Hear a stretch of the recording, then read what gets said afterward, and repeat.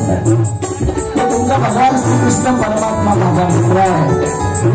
तर एक काम करा, तुम्ही जाऊन माझा निरोप सांगा आणि म्हणाला सुदामाला नावच द्वारपाल भगवान श्रीकृष्ण परमात्माकडे द्वारपाल भगवान श्रीकृष्ण परमात्म्याकडे हात जोडून आणि भगवान परमात्म्याला सांगतो प्रभू ते करते सुदामा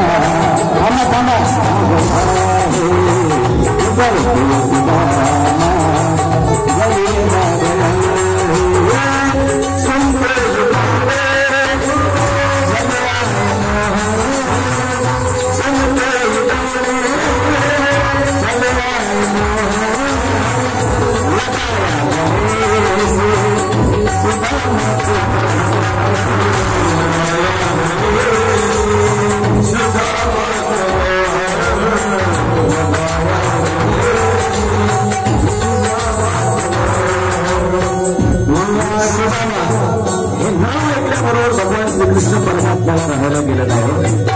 अनवानी पायाने भगवान परमात्मा सुनते हुए चले आए महान लगाया गले से सुदामा को घट्ट मिठी मारून सुदामाला आलिंगन दिलं आणि सुदामाची अवस्था पाहून रुक्मिणी माता बाजूला उभी होती.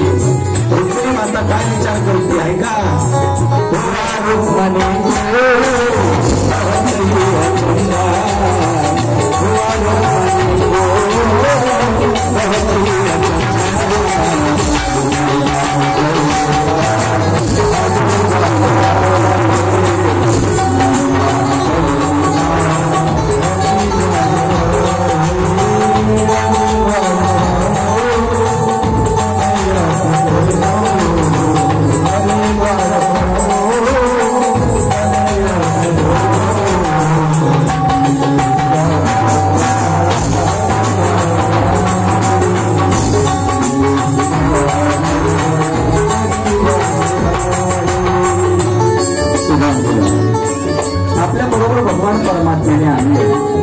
आपल्या स्वतःच्या सिंहासनावर भगवान श्रीकृष्ण परमात्म्याने बसवले आणि बसवल्यानंतर भगवान परमात्मा रुक्मिणी आई सर्वांना आवाज दिला माझा मित्र सुदामा आला.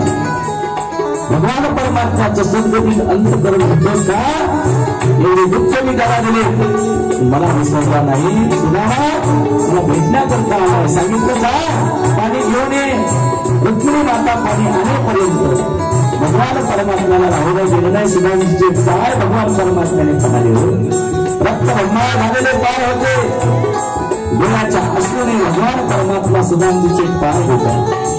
धुता धुता पायातले काटे भगवान परमात्मा काढते निघत नाही काटा. शेवटी भगवान परमात्मा सुदामजीच्या पायातला काटा आपल्या दाताने काढतो. काय केलं प्रभूने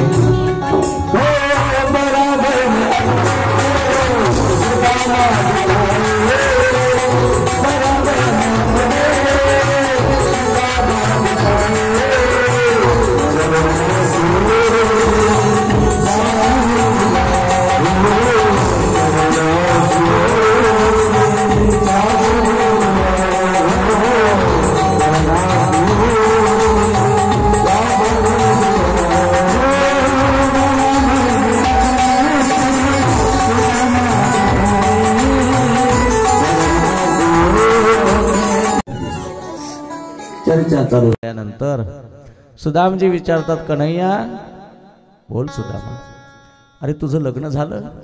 भगवान परमात्मा स्मित हास्य करतात. देव म्हणतो एक नाही. मग सर्व राण्यांना सांगितलं या सुदामजीचं दर्शन घ्या. रुक्मिणी माता आल्या दर्शन घेतात. सुदामजी आशीर्वाद देतात. सौभाग्यवती भव सत्यभामा सौभाग्यवती भव जांबवंती सौभाग्यवती भव भद्रा सौभाग्यवती भव कालिंदी आशीर्वाद देता देता पहिलेच तर बिचाऱ्याच्या शरीरामध्ये प्राण शिल्लक राहिला नाही. आणि शेवटी मात्र कन्हैयाला सांगितलं अरे किती आहेत.